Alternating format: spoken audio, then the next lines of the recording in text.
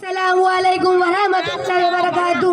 بہن good night. ہائے اللہ, میں نے تو آپ کو پہچانا ہی نہیں. اور یہ کیا, ہمارے رسول صلی اللہ علیہ وسلم نے سلام کا طریقہ سکھلایا ہے, ہمیں وہی کرنا چاہیے کیونکہ یہ بھی ایک دعا ہے.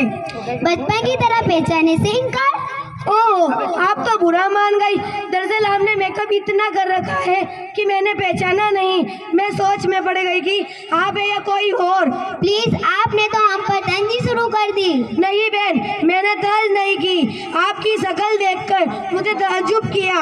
کیوں بہن, کس چیز پر تعجب ہوا آپ کو؟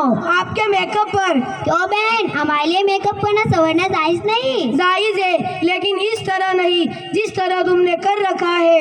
کیوں بہن, ہمارے اس طریقے میں کون سی برائی ہے؟ آپ ہونٹوں پر جو لپسٹک لگائی ہے اور ناخن پر نیل پالش جس میں سور کی چربی ملی ہے, اللہ تعالیٰ نے اس کے بال تک کو حرام کر رکھا ہے. اس سے ہم ہاتھوں اور ہونٹوں کو سجاتے ہیں. چھی چھی, آپ نے کس چیز کا نام لیا؟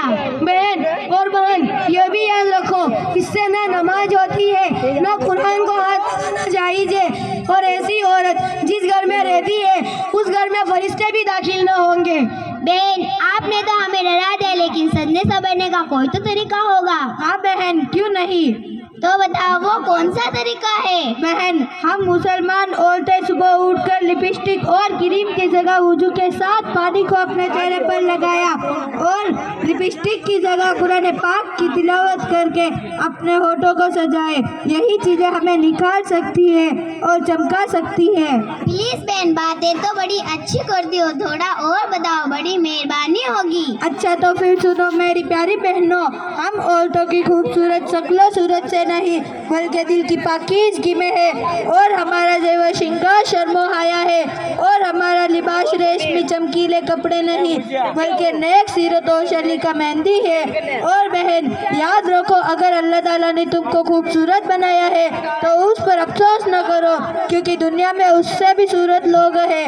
اور بہن یاد رکھو, اگر اللہ تعالیٰ نے تم کو خوبصورت بنایا ہے تو اس پر گھمنڈ اور تکبر نہ کرو, کیونکہ دنیا میں اس سے بھی خوبصورت لوگ ہیں. اور بہن اللہ تعالیٰ کا ارشاد ہے کہ اے مسلمان عورتیں, گھر میں باوقار بیٹھی رہو, زمانہ ہے جاہلیت کی طرح بن آؤ, سنگار کرتی نہ پھرو. آئی بات آپ کو سمجھ میں؟ اچھا بہن, آپ نے تو باتیں بڑی اچھی بتائی. آپ یہ بتاؤ کہ آپ یہ باتیں کہاں سے لائی؟ ہائے رے سادگی, یہ باتیں ہمیں اسلام سکھاتا ہے.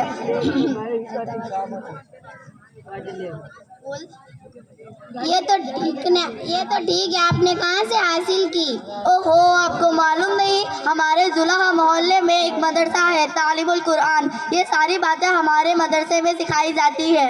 میری پیاری بہنوں, تم بھی آ جاؤ اس مدرسے میں, ہم سب مل کر اسلامی طریقے سیکھیں گے اور ہماری بہنوں کو سکھلائیں گے انشاءاللہ. اور بہن ہم اس مدرسے کے لیے دعا کریں گے کہ اللہ تعالیٰ اس مدرسے کو اور ترقی دے, اس مدرسے کی ضرورتوں کو پورا کرے. فرمائے ہم جیسے ہر پڑھنے والوں کو نیک بناوے اور اس سے ہمیں نجات کا ذریعہ بناوے.